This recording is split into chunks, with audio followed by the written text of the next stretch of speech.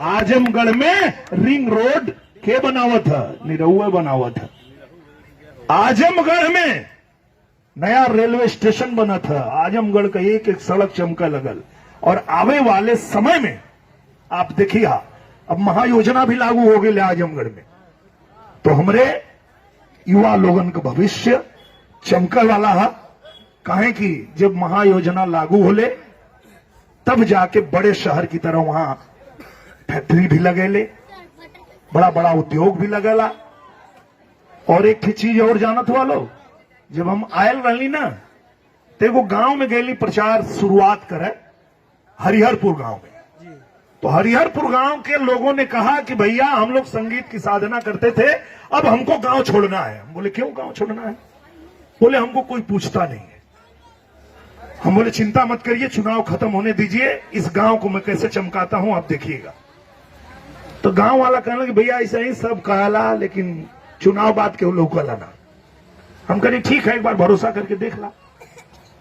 चुनाव खत्म हुआ और उसी हरिहरपुर में संगीत महाविद्यालय बन रहा है। और उस हरिहरपुर के जो संगीत की साधना करने वाले वो गांव छोड़ के भागने की बात कर रहे थे, उनके बच्चे उसी विद्यालय में पढ़ा रहे हैं, अपने गांव में ही रोजगार पा गए। ये होता है बात करना, उसको पूरा करना। अगर रोजगार देने की बात कर रहे हैं तो वो देने की कुव्वत भी रखते हैं। यही विश्वविद्यालय बन गया, यही आप देख रहे हैं अटल आवासीय विद्यालय बन गया, जिसमें हमारे मजदूर के बच्चे रह के पढ़ाई करेंगे, फ्री में पढ़ाई करेंगे और रह के पढ़ाई करेंगे। वहां आपके बगल में गंभीरवन में बना, गंभीरवन में बनल है, पहला बनल है पूरे भारत में। पहला कहां बनल है? अपने आजमगढ़ में। ये है।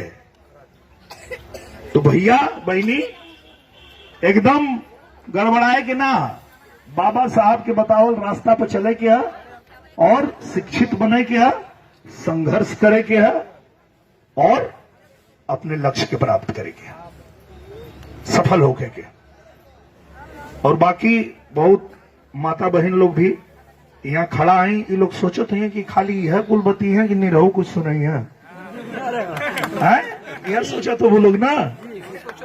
और इहो कहत हूँ कि चक सेठवल में बाबा साहब का प्रतिमा ना लगल है, ये लोग जमीन कहीं उपलब्ध करा दिए तो प्रशासन से आप इजाजत करवा कर हो जाए। हाँ ये दो चीज जी जी जी। चक सेठवल में बाबा साहब की प्रतिमा अभी ना लगल है, तो ओकर कानूनी प्रक्रिया पूरा करके और ओके लग जाइए, लगाओ जाइए, ओके लगवाओ जाइए। और सुना चाची लोग, तो हम लोग खातिर वो गाना बनैले हम, और गनवा के ना तनी तोहनो लोग सीख ला लो। जब बारात आवेले तो गाड़ी गावल लो, हाँ गावल लोग हम सुन ले, तो वही के तनी बदल के अब गावल शुरू करा लो कि चोरवा लूटे रवन का बजी गईल घंटी हो, अब भारत विकसित देश बनी मोदी का गारंटी हो। काहे कि पूरा देश का लोग कहत हुआ, सब केहू कहा था कि यही तरह कमल खिलत रही तो खाता में पैसा मिलत रही। दिखाए लइको जाना था आजमगढ़ कमल खिलत रही तो जो रसनवा मिलत है ना, आज प्रधानमंत्री जी कहना 5 साल और मिलत रही, ऐसा ही मिलत रही।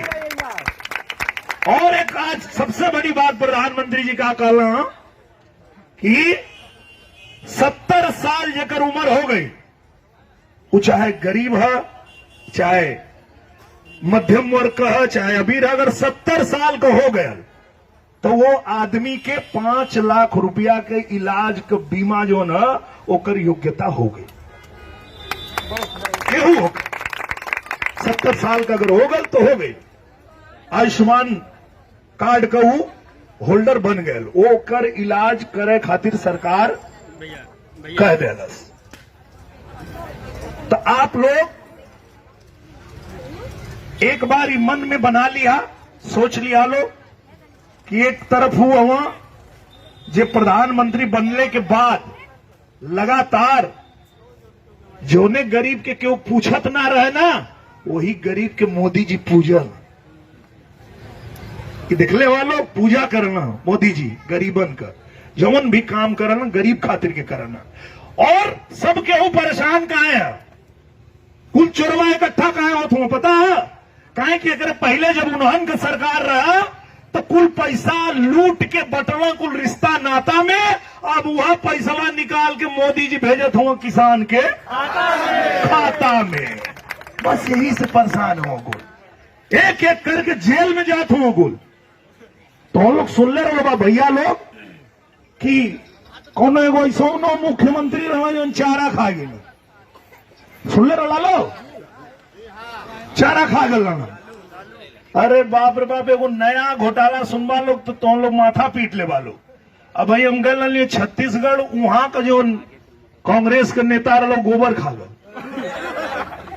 हाँ गोबर घोटाला भैया, अब यो जेल में गला गोबर घोटाला, गजब हाल है भाई ना इनका। तई को लूट लूट के पैसा गरीब का, किसान का, युवा का, सबकर जो हक है ओकर पैसा लूट के जो निकुल धैले हो ना, मोदी जी पहले उन्होंने के पकड़ के जेल में डालत हुआ, और फिर उन्होंने पैसा निकाल के जब गिनाए लगे थे तो मशीन हाफे लगे थे। हाँ बाप रे, इतना पैसा रख ले हो कुल कि वो पैसा के गिने में आदमी छोड़ा मशीन हाफ जाते, बंद हो जाते मशीन, इतना पैसा रख ले हो कुल। लेकिन मोदी जी कहला ना ना ना ना ना, ये कुल पैसा निकाला और गरीबन के खाता में डाला।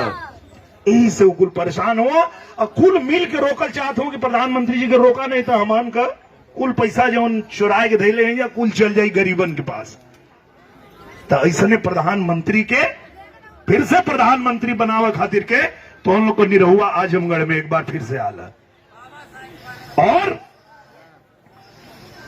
अब आप लोगन के अपने बच्चन के भविष्य के चमकावे खातिर एक बार फिर से प्रधानमंत्री जी के प्रधानमंत्री बनावे गया, और हम चाहते कि एक बार सब लोग एक साथ जयकारा लगे हैं, बाबा साहब अमर रहे, बाबा साहब अमर रहे, भारत माता की।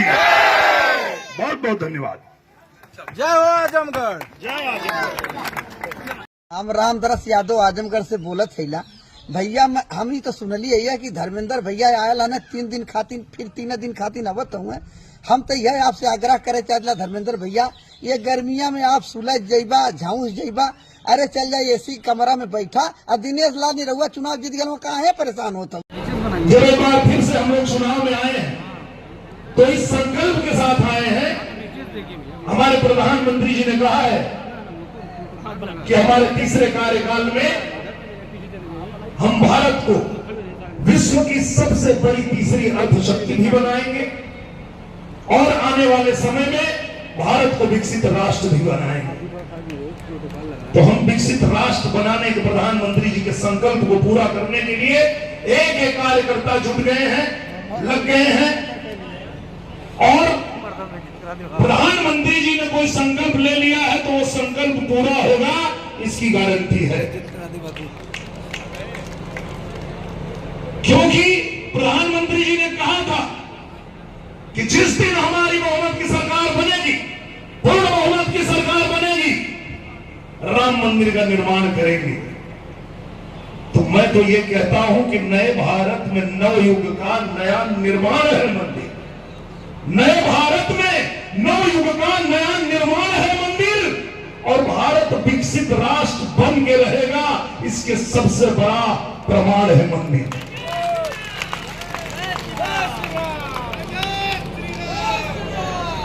ये ऐसे प्रधानमंत्री हैं जो कहते हैं वो करके दिखाते हैं।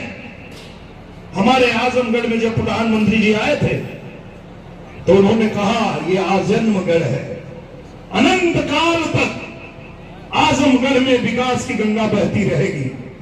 तो अगर आजमगढ़ को विकसित बनाने के लिए प्रधानमंत्री जी ने गारंटी दे दिया है, तो अब हम लोग जब जा रहे हैं जनता के बीच तो इसी निवेदन के साथ जा रहे हैं कि जब भारत विकसित राष्ट्र बनेगा, जब भारत नंबर 1 देश बनेगा, जब उत्तर प्रदेश नंबर 1 प्रदेश बनेगा, तो हमारा आजमगढ़ पीछे नहीं रहना चाहिए, हमारा आजमगढ़ भी नंबर 1 बन जाना चाहिए।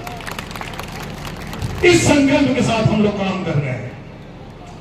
और जिस तरह से प्रधानमंत्री जी ने गारंटी दिया कि इस देश को हम विकसित राष्ट्र बनाएंगे, आज जब हम गांव गांव में जा रहे हैं, माताओं से मिल रहे हैं, बहनों से मिल रहे हैं, किसानों से मिल रहे हैं, युवाओं से मिल रहे हैं, तो वो भी यही कह रहे हैं कि फिर से एक बार बनेगी, हाँ तीसरी बार बनेगी, मोदी की सरकार बनेगी, ये महिलाओं की गारंटी है।